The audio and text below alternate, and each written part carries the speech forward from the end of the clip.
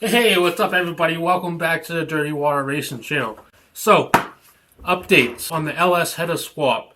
Got a little ahead of myself, got some things welded, recorded much of it, got some things cut off. So far we're making some good progress.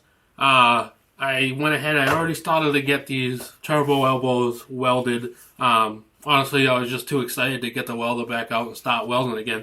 But we got the flanges cut off of the LS headers. I found out an issue with doing this, which kind of changes things up a little bit. Using those high port flanges, which I don't have a high port head. These high port flanges, I have a 2-inch bolt spacing head on the engine now. So these are, I think they're 2.5 bolt cross pattern, which is the high port pattern. Or the big block pattern. I don't know why it says small block for these, but what I needed to do was buy an adapter plate or make an adapter plate to adapt these to the cylinder head. I'm going to make some stubs and get a regular 2-inch bolt spacing flange for the cylinder heads. In the future, we'll still be able to use these. So I'm still keeping these. We're still going to keep these. They're still going to work. They'll still work fine, but I'm going to go ahead and put these aside and make another set with regular 2-inch bolt spacing flanges for the future, because the future we plan on going with like a dart block and high port heads or something maybe like a 9.2 deck head.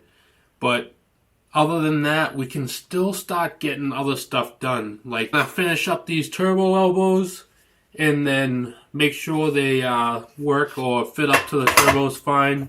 Wanted to get the turbos free hung today, but it looks like that's gonna stick around for part number 3, unfortunately. Usually when you're welding these V-band flanges, they'll warp. They'll warp real bad. And a lot of people say, you know, you can take another flange and you basically just take another flange, match it, throw the band clamp on it, and then they'll at least warp together if they are going to warp. So once you weld it to this side, they'll warp together. But I did one without the actual clamp on, and it didn't do too bad. I took my time and did it in spots. And then I did one with one mated to it with the clamp, and it ended up being the same anyway. So I think if you just take your time, don't heat up the piece too much, then you won't get that much warpage. But other than that, this turned out pretty good. We can go ahead and we can start getting these 2.5 sides on. So I got this a long time ago for the Mazda, and I was going to use it as an adapter to go from a T3 to a 2.5-inch V-band.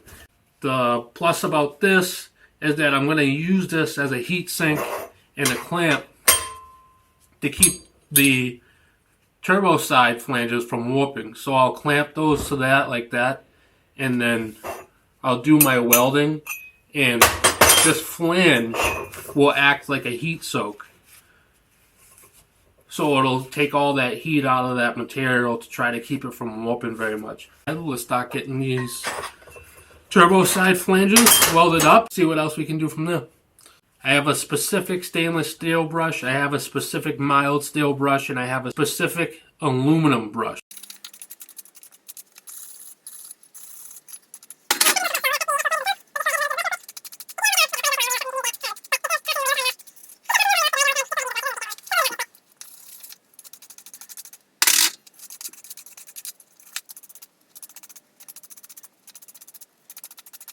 Then once you got those brushed off, go ahead. I use acetone. Some people use denaturated alcohol. Some type of cleaning agent that's going to evaporate pretty quick.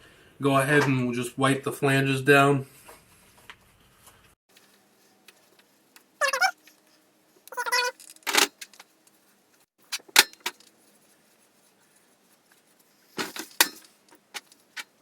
So some people do this process a little different. They'll heat up the metal, especially stainless steel, and do the amperage low, or not heat it up and do the amperage high. I'm just going to get a little bit of heat in it just to burn off any of the impurities, maybe from this cloth or anything that might be on the edges of that, and then just get it heated up just a smidge. And then we'll start getting this thing tacked on and start welding it.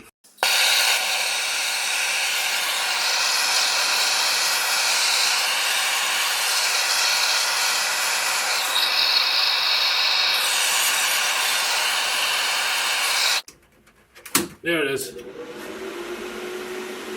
I have this app called the Pocket Welder, which helps a lot. Then just get some quick settings just to figure out the machine and stuff like that, or if you're just starting to learn. It's an app that you can download on your phone. Just plug in the material, the type of material, the thickness of material, and it gives you some basic settings to set it at. So let's go ahead and we'll get this thing tacked. Work on getting this one tacked, and then we'll go ahead and we'll start welding them.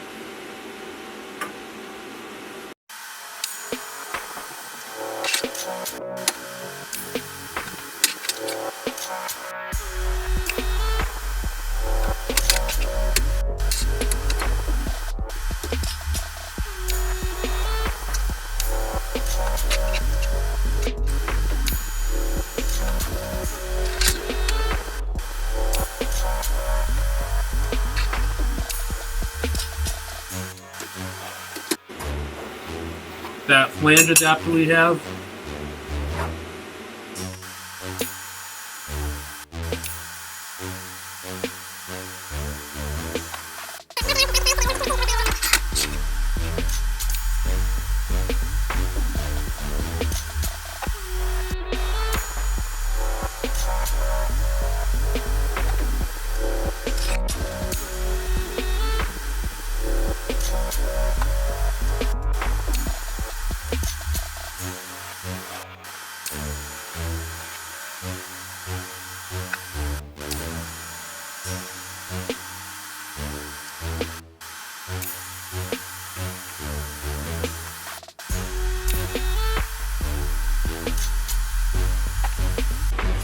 I'm going to go ahead and change this tungsten out because I dipped it, of course. Again, I'm not a professional welder, amateur welder. I wouldn't say that I'm a professional. Let's leave it at that. I got these lime green tungstens from Welding Tips and Tricks. They say they're the best for an everything tungsten, which I believe because I've done everything so far and they've worked great. I get a lot of people that ask me all the time, like, no, have you always welded? You welded your entire life? Like, how do you? No, literally 2 years ago I started welding. Maybe not even 2 years ago, but I'd say about 2 years ago I started doing this on my own. John, the other owner of Dirty Water Racing, he picked up an Eastwood digital TIG. It was at the shop. It was at our day job shop. So I just went in there and every day I bought a bunch of the consumable stuff, a bunch of the filler rods. He said, whatever, no big deal. You know, you buy the stuff and you can use it as much as you want. So in my lunchtime or in my off time, I would just sit there in the corner all day and just weld and weld, find any type of piece of something that I could find and just weld it.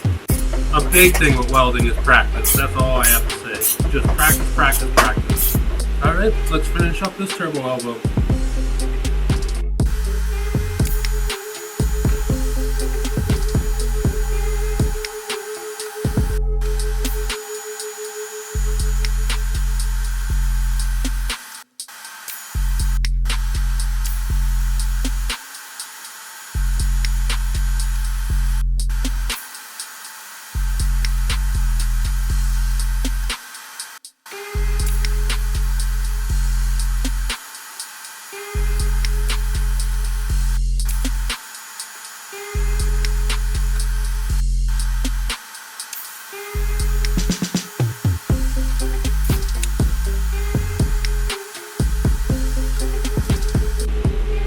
That's it.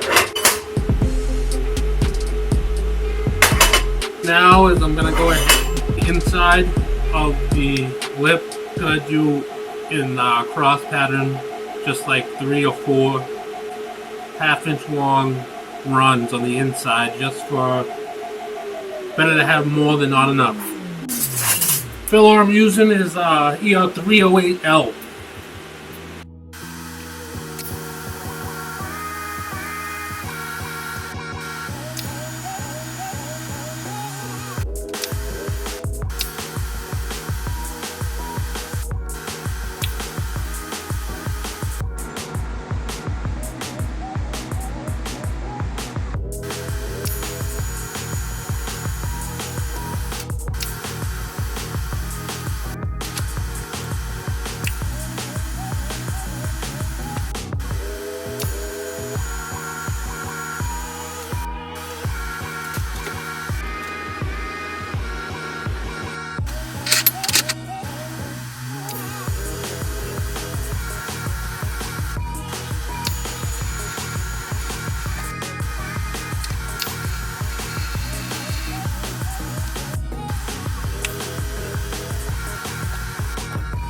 So there we go, that's it. We got the tacks on the insides there. We got everything done. Turbo elbows complete. Now we just need to get the new manifold set up with the flanges. We're going to make some stubs to put on the end for those 2 bolt flanges on the heads that are on there now. And then we can start getting everything hung. I got this 1/4 inch plate here on the welding table just as like an extra heat sink if I'm doing some welding on it, which works. Then I got this 16th inch steel plate. If I'm doing some MIG welding, go ahead and throw this plate on there.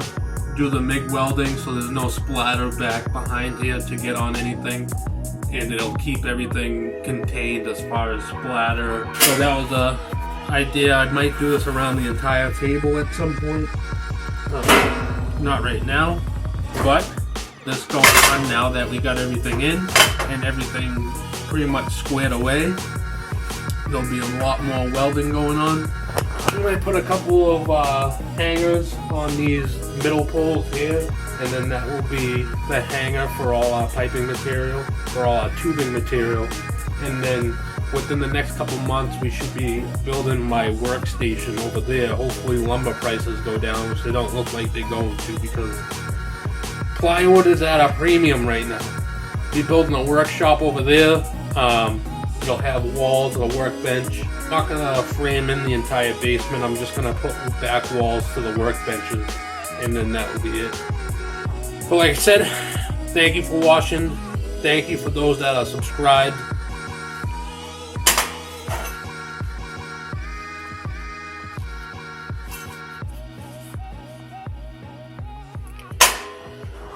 Until next time, we'll see you later.